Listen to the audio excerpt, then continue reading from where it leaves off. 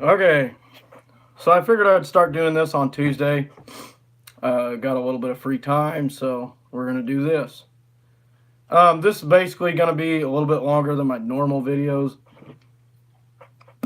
and I'm just gonna talk about stuff going on around the league, kind of like around the league, but a little bit better. Theories that people bring to me, just stuff like that. So to start it off, playoff scenarios is probably where we're going to start. So, um, Kansas City can, in fact, win the division by beating the Chargers. That would win the division outright. Now, there is a way that they can clinch the first seed. There's actually a way that they can do that. So we're going to talk about that too. Basically, that consists of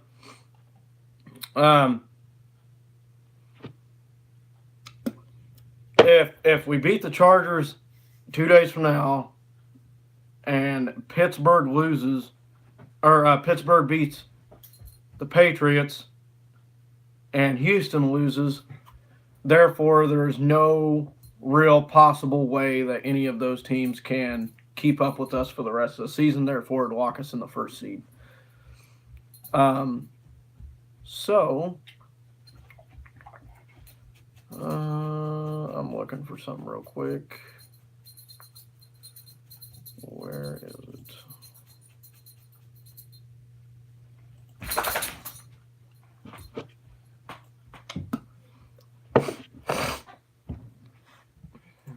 Yes, this might take a minute. I'm actually looking for something specific here.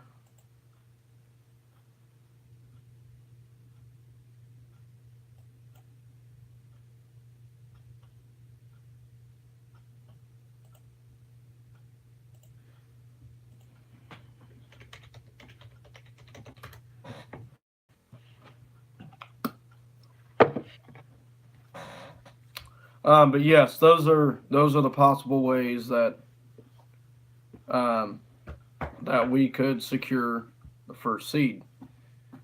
Um, because that would put New England at 9-5, which means the best thing they could do is end at 11-5. That would put us at 12-2. The worst we could finish is 12-4, which would put us ahead of New England already.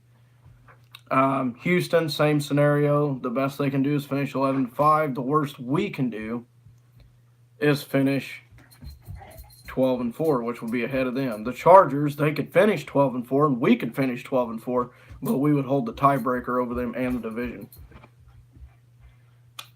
Since we had beat them twice and we have a better divisional record.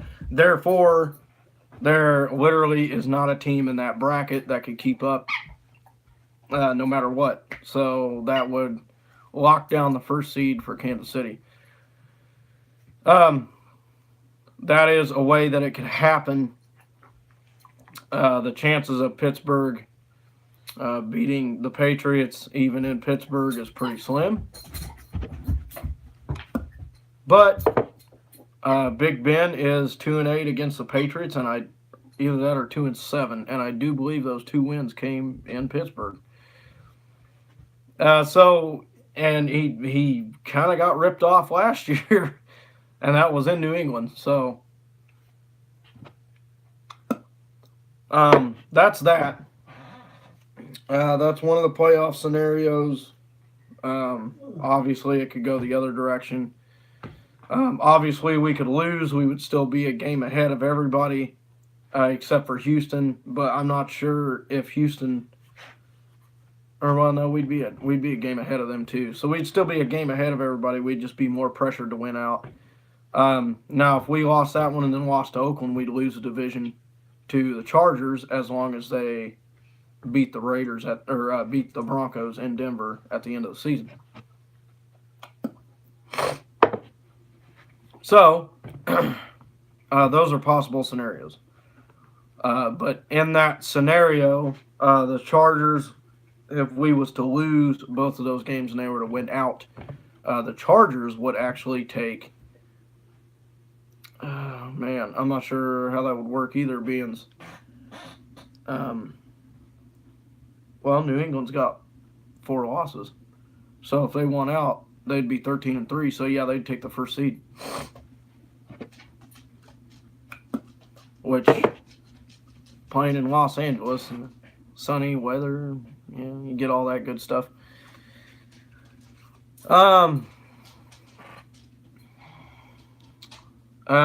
Let's see what's some more news.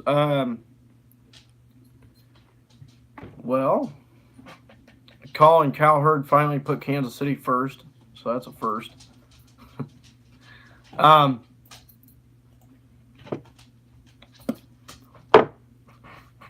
He finally ranked them first in the herd hierarchy. Took him a while to do so, but he finally did it. And the reason that I think this has happened is for the simple fact that, we tend to be more consistent than these other teams that are roaming around in the division.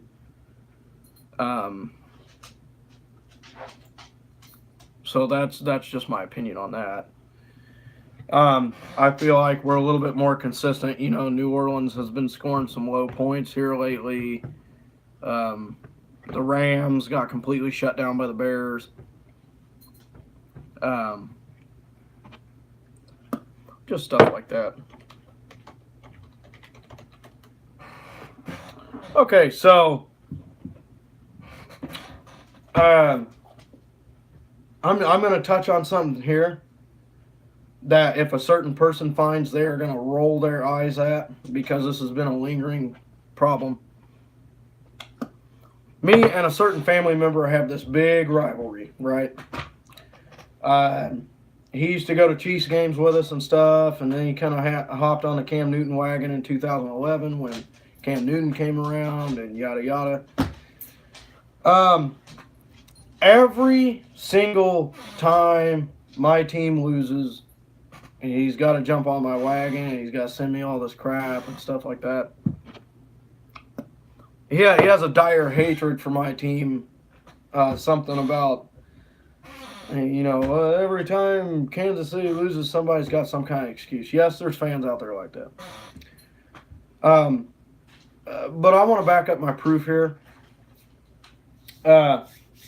When we lost to the Patriots, straight up, we just got beat. There's literally no excuses in that week from any Kansas City fans besides the ones that didn't watch the game.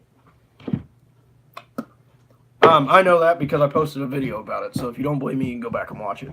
The Rams game, I called that out because, once again, let me touch up on this and reiterate this. I feel like the calls were fair on our side, but I felt like there was a bunch of shit going on with the Rams that nobody called. Nobody called. The second half of the game, they kind of let them play it out. But anyways, that's that. That was the excuses. Now, this is also the same guy that told me that we got lucky that we beat the Ravens because Mahomes had that fumble at the end and our lineman jumped on it. Our lineman was in better position, and he beat out their linebacker to get on top of it, if that says anything. So, let me just, and it depends on who you are that defines arguing. I would rather have a debate with the guy, but he kind of avoids it, and the reason for that is because you don't have any proof. You don't have any solid information to back it up. So he doesn't want to talk about it because he knows what I'm saying is true. I go by statistics and everything else. I don't go by who I think's better, statistically, if teams are matched even, I'm going to go, well, I think that team's going to win. Or, vice versa. Look, us getting lucky against the Ravens, let me just say this now, okay? We missed a field goal. Actually, we missed 2 field goals. Bucker missed one from 50-something yards, and he missed one at the end of the game when we got a fumble because Lamar Jackson coughed it up. We gave them an interception. We also gave them the opportunity to stop us twice on 4th down. One of them was a very long one. Another one was on the goal line. We also gave them a chance to recover a fumble. 5 reasons. Five times they had a chance to win. 5. When they were ahead 24-17 and we had the ball before we even started that drive, the odds of the Ravens winning that game was 90.6%. I don't even know what the percentage was when it was 4th and 9, but it had to have went up, and then it had to have went up on the 4th and 3. So we're lucky that we won that game. I mean, we gave them plenty of chances to win. I mean, yeah, there's some kind of luck in it.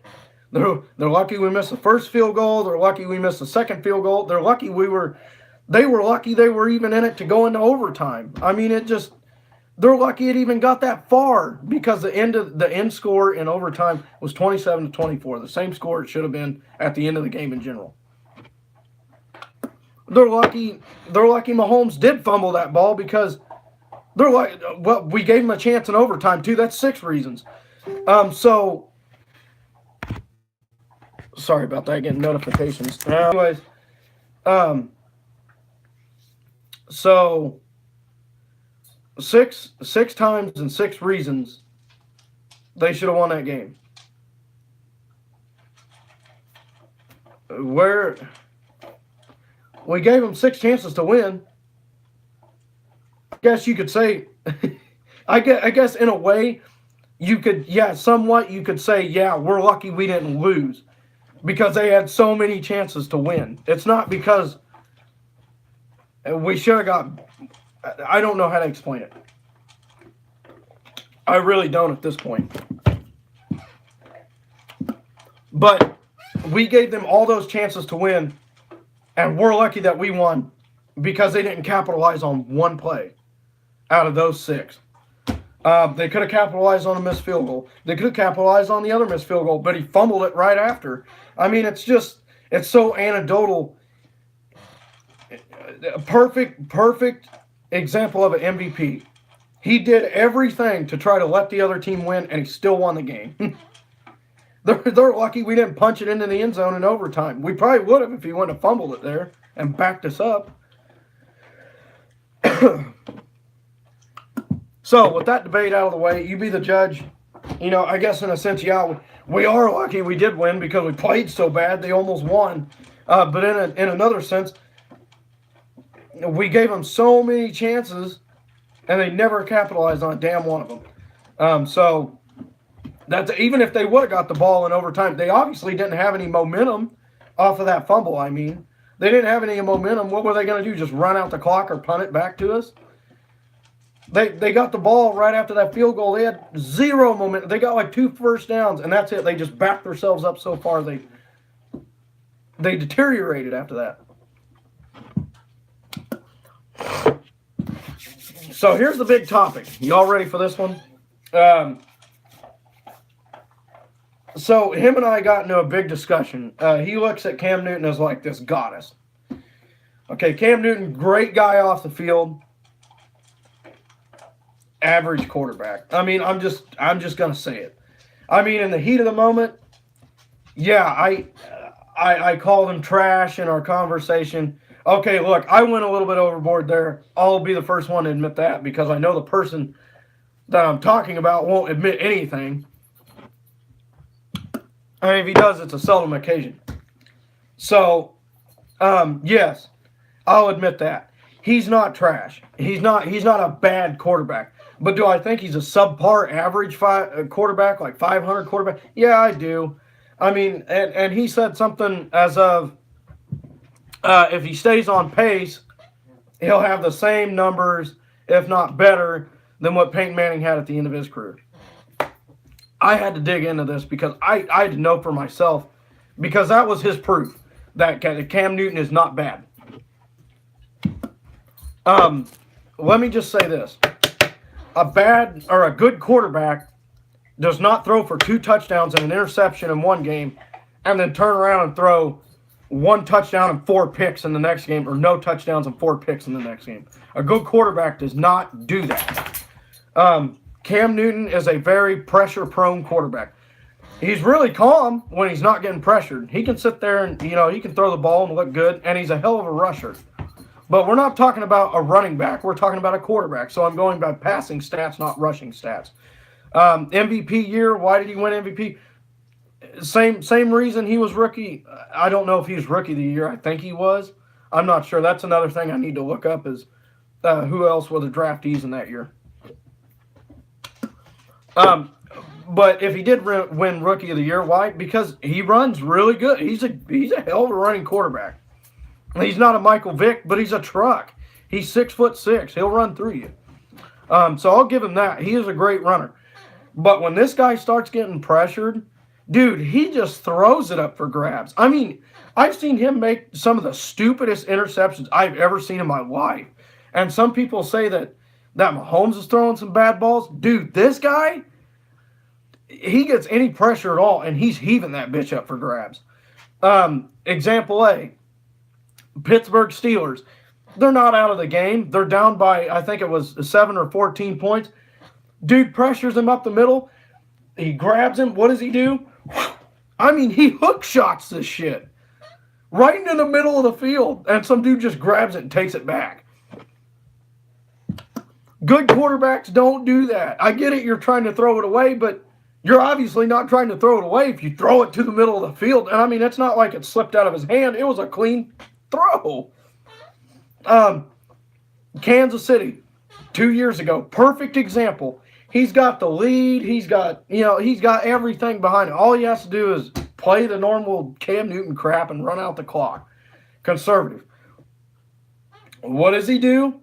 He gets pressured by G. Ford or Justin Houston or whoever it was, and he just throws that up there off his back foot. What happens? Eric Berry picks it off, takes it back. I mean, this guy probably has a record for pick sixes. I don't know how many he has in his career, but I know it's a shit ton. But and he does this mainly backed up in his own end zone. I mean, he's on the 10, 15, 20-yard line, and he's throwing these balls up for grab when he gets pressured. Good quarterbacks don't do that. I'm sorry. So let's look at the bare bones statistics of this. Peyton Manning in his first 7 years and Cam Newton in his 7 years that he's been here. So, obviously, Peyton Manning was in the league for 7 years from 1998, from the start of his career to 2004.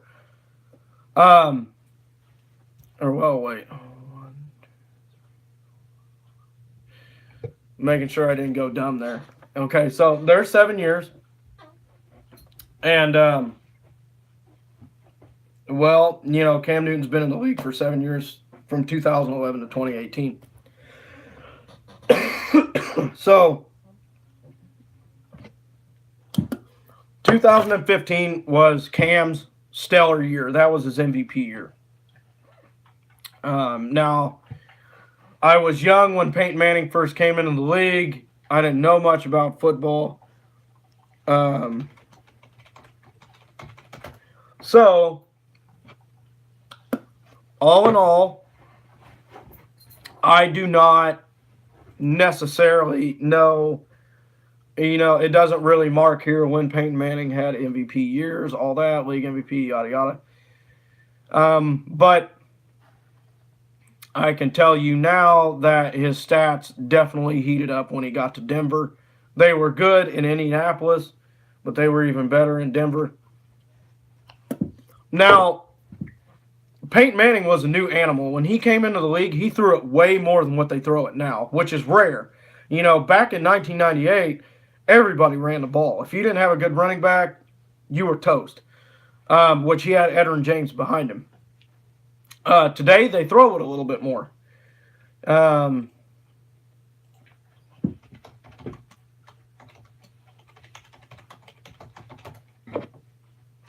I'm looking up certain things here.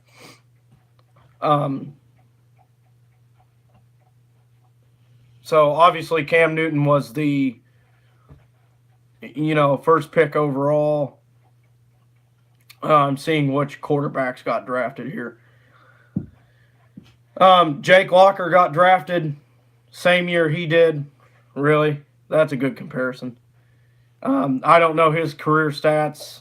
Actually, yeah, I do the right here.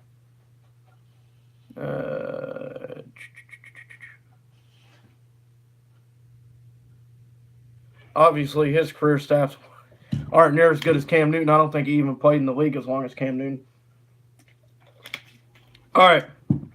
So, here's the quarterbacks that he got drafted with, right? Cam Newton, obviously. Now, mind you, the guys that got drafted that weren't quarterbacks were incredible. Von Miller, Martellus Bennett, Marcel Darius. He was all right, I guess. A.J. Green, Patrick Peterson, Julio Jones, Alden Smith, J.J. Watt, Nick Farley, Robert Quinn, Mike Pouncey, Ryan Kerrigan, Prince Akamara, Adrian Claiborne, Cameron Jordan, he was good for a while. James Carpenter, Jimmy Smith, Jonathan Baldwin, Mark Ingram, Muhammad Wilkerson, Cameron Hayward. That's just in the first round. That's just in the first round. Second round, Andy Dalton.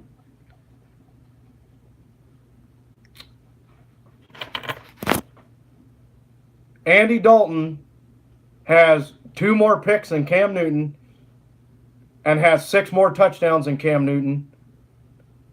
Cam Newton beats him by about 200 yards.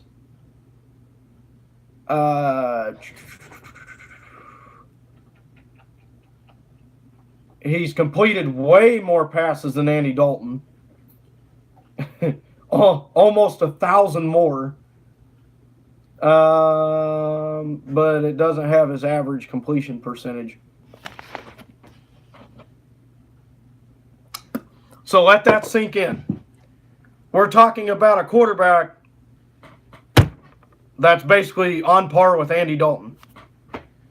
Colin Kaepernick was drafted the same year as him. Obviously didn't play as many years. Kaepernick had 72 touchdowns, 30 interceptions. That's and he had 13 on the ground. I can tell you right now, that's a way better. Depends on how you go about it.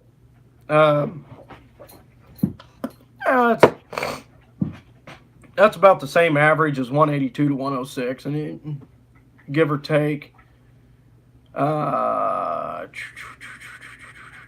Kyle Rudolph was drafted that year in the second round. Oh, gosh. Greg Little, Torrey Smith. That's a big one. Randall Cobb. DeMarco Murray. Justin Houston. Nate Irving. Stephen Ridley. The list goes on and on. So quarterbacks, Andy Dalton's right there with him. Otherwise, Jake Locker. Yep, we know where that went. Blaine Gabbert. Yep, we know where that went. Let's see, where's his? Blaine Gabbert's 46 touchdowns, 45 INTs overall. Jesus. So, obviously, Andy Dalton's the only quarterback that turned out like him. Colin Kaepernick probably would have been just like them, if not better. So, the moral of this whole thing on this long video is these stats are supposed to be on par with Peyton Manning, and he's supposed to end up like Peyton Manning. Peyton Manning was Peyton Manning always threw for more touchdowns than Cam Newton, sometimes not by much, but he was always averaging. His lowest season was 26.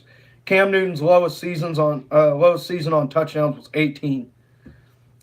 He hit 19 twice. He hit 21 once, 22 once, 24, 24. And he had one season where he hit 35. So, first 7 years, what's Cam Newton's best year? Well, obviously 2015 would probably be his best year. That's the year they went to the Super Bowl. Yeah, so that's the season he had 35 touchdowns. So Cam Newton's best season, 296 completions out of 495. Completion percentage 59.8. Yards 3,837. He had 35 touchdowns and 10 INTs. He didn't have that many yards compared to most because his defense kept giving him a short field. He had a great defense that year. Peyton Manning's best year as a Colt would have been 2004. 336 completions out of 497 attempts. 67.6 completion percentage, 4,557 yards. His defense obviously wasn't as good as the offense was. 49 touchdowns and 10 interceptions. That's a hell of a season. Which, by the way, if you want to go by Peyton Manning's absolute best season, which I believe this is the best season in history, if I'm not mistaken, the best season by a quarterback in general. 659 attempts. He completed 450 for a completion percentage of 68.3, 5,477 yards, averaged 8.3 yards a pass, averaged 342.3 yards a game, 55 touchdowns and 10 interceptions. That is insane. Do I ever see Cam Newton hitting those numbers? No. No, not even a chance. Look, let's just be honest. Cam Newton is that quarterback where everything has to be perfect. He has to have the perfect defense. He has to have the perfect offense. He has to have the perfect running back, the perfect receivers.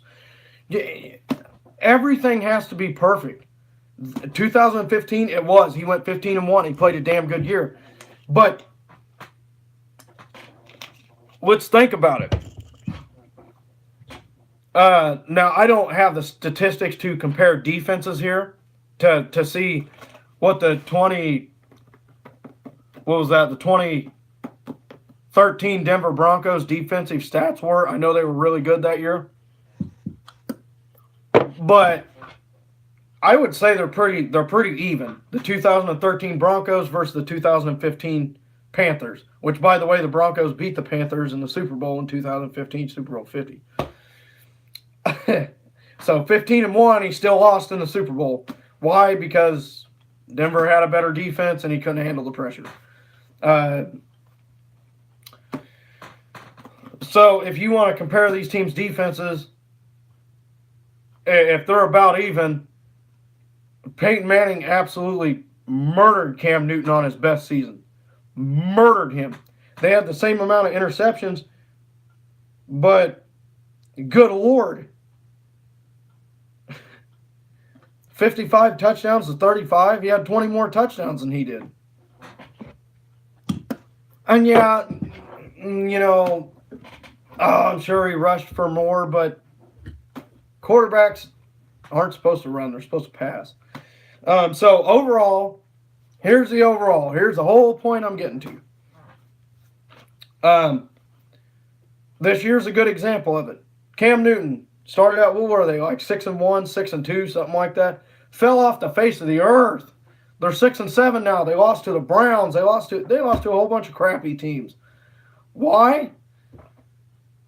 Because look at how Cam Newton's playing. That's number one. I mean, yeah, McCaffrey's the only one scoring points right now because, let's see, week 1 they beat Dallas 16-8. He had no touchdowns, no interceptions, so he got donut holed there. They lost to Atlanta. He had 3 touchdowns, 1 interception. They beat Cincinnati. He had 2 touchdowns, no interceptions. Beat the Giants by 2.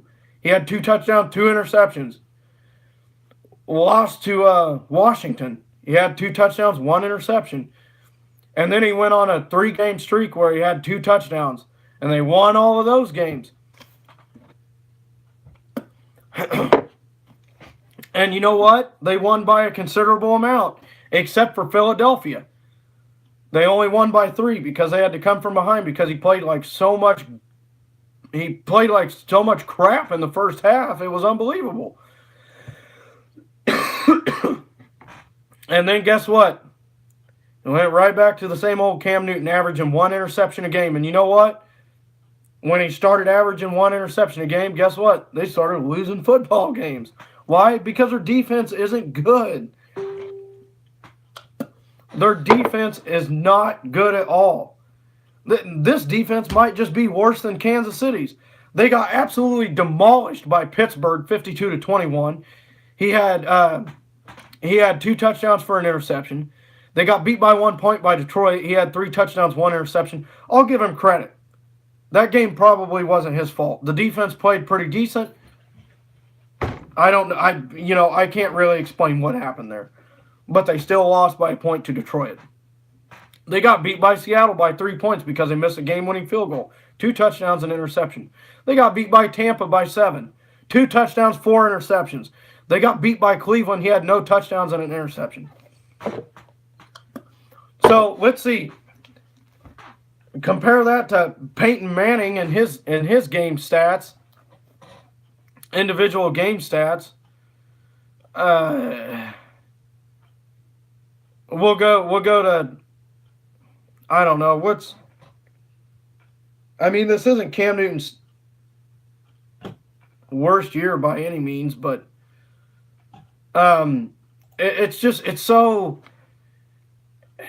it's very rare when Cam Newton plays, he plays either really good or he plays really bad. He's kind of like Alex Smith. He literally needs a defense to help him out. I mean, yeah, any defense helps, but look at Drew Brees. Rarely ever has a defense. Look at Tom Brady. Rarely ever has a defense. You can argue that point all you want. I've seen teams put up shitloads of points on the Patriots in the past 3 years. He hasn't had a defense, and he still wins ball games. Patrick Mahomes has had no defense this year. None. And he still puts up. Great quarterbacks find a way to win the game when the defense isn't helping them. Great quarterbacks and great leaders find a way to win when nothing is perfect. Cam Newton, on the other hand, if nothing's perfect, he ain't winning. It's that simple. And you can ask any analyst on this. They will tell you the same exact thing. If nothing is perfect, the real leaders win and the big dogs win. And that's how the game works. The real quarterbacks win when nothing is perfect. I don't know. Maybe Patrick Mahomes has the best career of his life, breaks a record, breaks Peyton Manning's record, and then lays an egg for the rest of his career. I don't know. Maybe he goes injury prone. I can't read the future. But judging by what he's done this year, he's going to have a pretty good career. So I'm not saying Patrick Mahomes is the greatest of all time. He's obviously not. But I'm also sitting here saying that there's a good possibility he could or could not fall on his face. But the way that it looks and the knowledge that he has and the way that he plays, I don't see it happening. And you're a complete fool if you expect that to happen. You have to see it to believe it. And Cam Newton's stats speak for itself. We've seen it.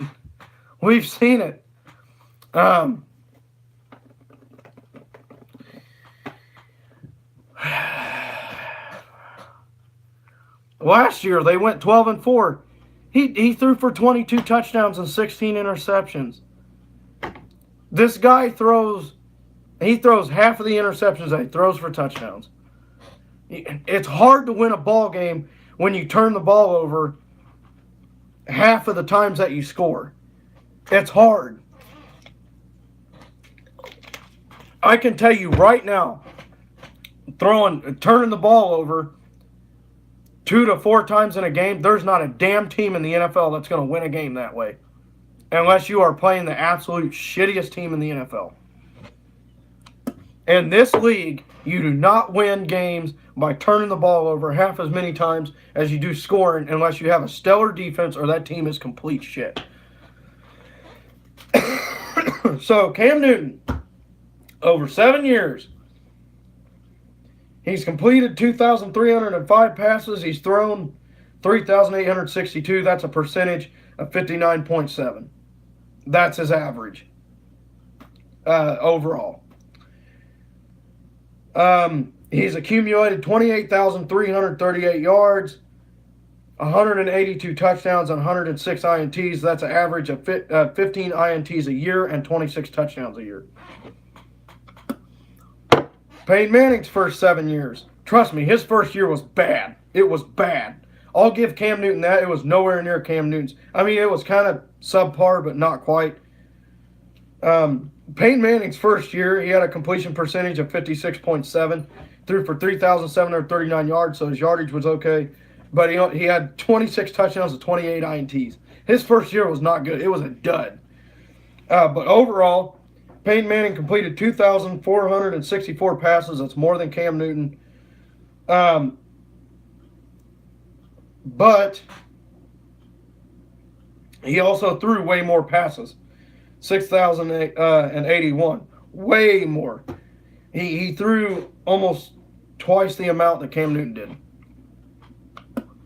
That's an average of 63.5% on an average. Better than Cam Newton. 29,442 yards. Overall, that's over 1,000 more than what Cam Newton has. 216 touchdowns.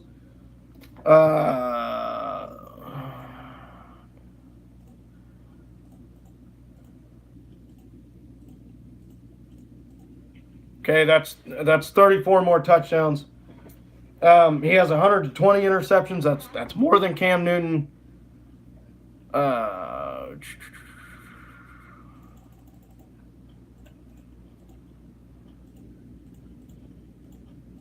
That's 12 more interceptions than Cam Newton. Yes, I know my math isn't that great. I get it. So he threw a few more interceptions than Cam Newton so far, but he's thrown considerable amount more touchdowns. And you could argue this point. You could say, well, Peyton throws it more. Well, that's because they don't trust Cam Newton. Look at his stats. Could you trust a guy like that? Could you sit back and say, hey, Cam, the game's on the line. Go throw us a game-winning touchdown. He's just as likely to throw a pick as he is a touchdown pass. You can't trust it. Judging by these numbers, and if you look at Peyton Manning's stats, the rest of his career, first of all, do we see Cam Newton playing another 10 years? Good question. Do we see him playing another 10 years? I don't know. He could or couldn't. Over the next 10 years, Peyton Manning, he had his faults. He had a lot of injuries. He got injured in, let's see here. Where is it?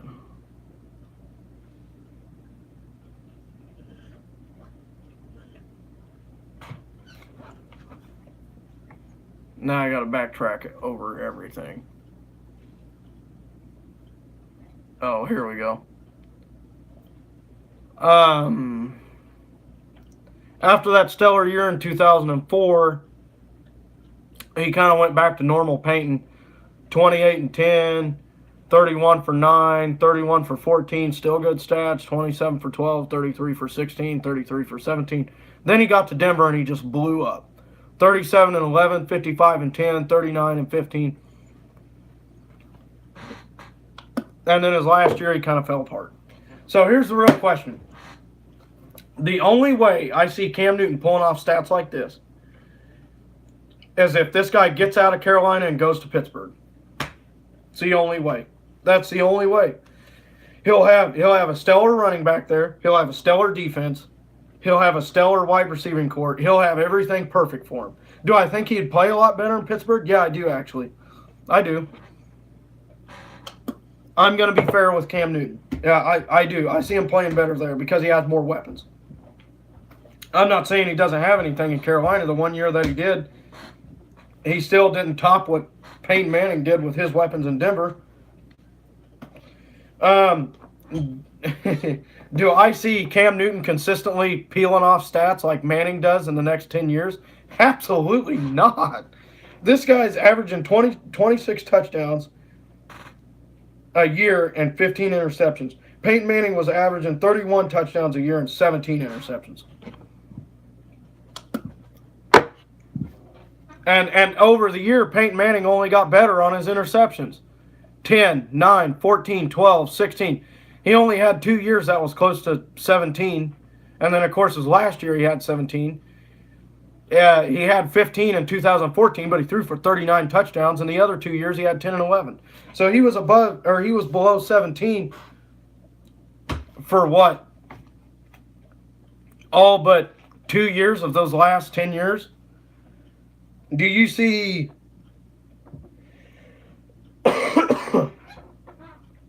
do you see Cam Newton staying below 17 in the next 10 years? Yeah, I could. He's already thrown 12 this year. There's opportunities to throw more.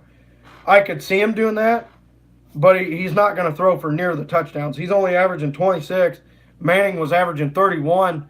And if you go above this, it's 28, 31, 31, 27, 33, 33, 37, 55, 39, and 9 at the end of his career. Do I see Cam Newton throwing for an average of 31 touchdowns in the next 10 years? Absolutely not. Am I saying he can't break Peyton Manning's records? No, I'm not saying that. Is he on par to break Peyton Manning's records? No, he's not. He's behind. He's behind in everything but interceptions. But if you want to argue the yards and touchdowns, he had more of them because he threw the ball more. Well, you could also argue he had more interceptions because he threw the ball more than Cam Newton. Think about that. It goes both ways. It's a double-edged sword. Is Cam Newton on pace to hit Peyton Manning's records? No, he is not. That is false. This is hard statistics. This is proof. No, he is not. He's 7 years in the league, 7 years in the league. He's already behind him. So unless he pulls off some massive stunt where he goes on a huge run like he did in 2015, it's not possible. He's not going to hit it. He's going to stay behind Peyton Manning the entire time. He's going to have to get ahead of Peyton Manning by passing Peyton Manning, by doing better than Peyton Manning. He's not doing better than Peyton Manning right now in the first 7 years, both players. Your information is false, dude. I don't know where you got it, but it's not true. He's behind. He's ahead in the interceptions. He's ahead in the interceptions, I guess, which is shocking. But Peyton Manning's interceptions got a lot better as he went down the road. Cam Newton, well, he got better for a while. He did 12, then he did 13 the next year. Then he dropped down to 12, 10, 14, 16, 12. So he's, on an average, he's pretty damn consistent on interceptions. And he's pretty consistent on touchdowns, too. I don't see Cam Newton changing. Again, I don't hate Cam Newton. I think he's a great guy off the field. I think he's a good quarterback. but he's not great. Andy Dalton is comparable to Cam Newton. And Andy Dalton's right there standing on the same platform he is. Do you see Andy Dalton getting up there with Peyton Manning? Hell no, I don't. Sorry, man. It is what it is. Bite reality. Bite the bullet. Reality is reality. If Mahomes falls on his face in the next 5 years, reality is reality. He fell. He failed. He fell off the face of the planet. What can I do about it? But sitting here calling Cam Newton the GOAT. The GOAT. That's the GOAT. If that's the GOAT, Tom Brady, Peyton Manning, and this season Patrick Mahomes are football gods. Football gods. And you might even throw Aaron Rodgers in there. I mean, the only good thing I can put in here is, well, he's beaten Tom Brady this year. 24 touchdowns, 12 interceptions. I'm willing to bet this is one of Tom Brady's worst years playing. And they're 9-4. On a bad year. Tom Brady on a bad year, on a Cam Newton bad year, is still taking his team 9-4. That's the difference between a true leader, a true quarterback, a true player, and a guy that's subpar 500.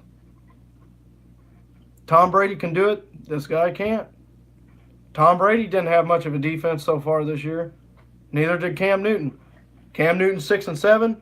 Tom Brady's 9-4. There's two good comparables right there. Tom Brady doesn't have everything perfect. He don't have the perfect running back. He don't have the perfect wide receiver core. He don't have the perfect defense. But he's winning a hell of a lot more games than Cam is.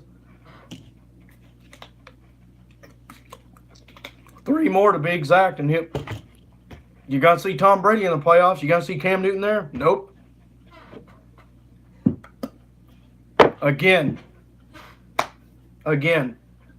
Yep, I'll admit it. I got caught up in the heat of the moment in the debate, and I called him trash. And I'll apologize for that. I don't think he's trash. I threw that out there, heat of the moment. My mistake. It just flew out. I don't think he's trash. I think he's a decent quarterback, but he's definitely no GOAT. He's definitely not great. He's just an average quarterback. He'll probably end his career, gosh, Peyton Manning's career stats: 539 touchdowns, 251 interceptions.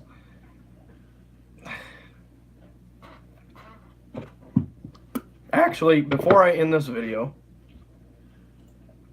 let's do this. His average is 26 touchdowns a year. So let's do it. 26 times 10. And that's 260, right?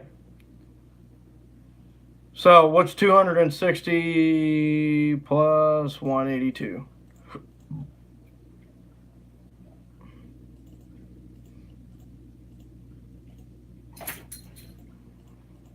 That's 442. Y'all probably could have done that a lot faster. 442. Is that anywhere close to 539? Not even.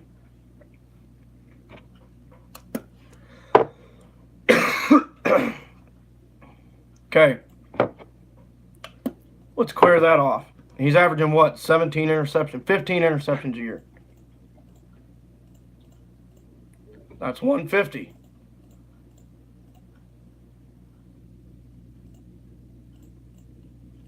So at this rate, at that average, he'll average 256 interceptions in his career. So at that rate, he'll only come up 5 interceptions short of Peyton Manning. Not bad. Not bad.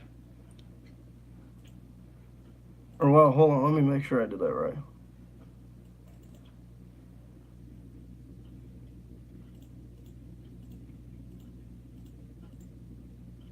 Yeah.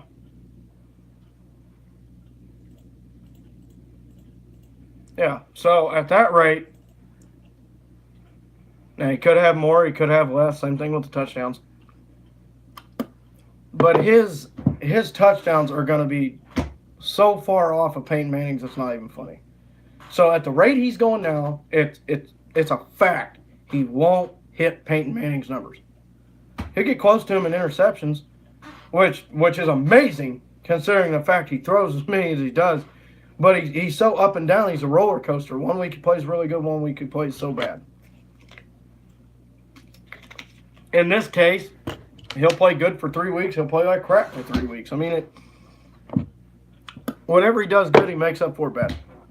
So to end this long-ass video, there's your proof. There's your proof. It is what it is, man. Just accept it. Just accept it and move on. I get it. It's your favorite player. Eric Berry's my favorite player. But you know what? If he don't start playing, they're probably going to trade him. Or they're probably going to get rid of him. Some way, shape, or form.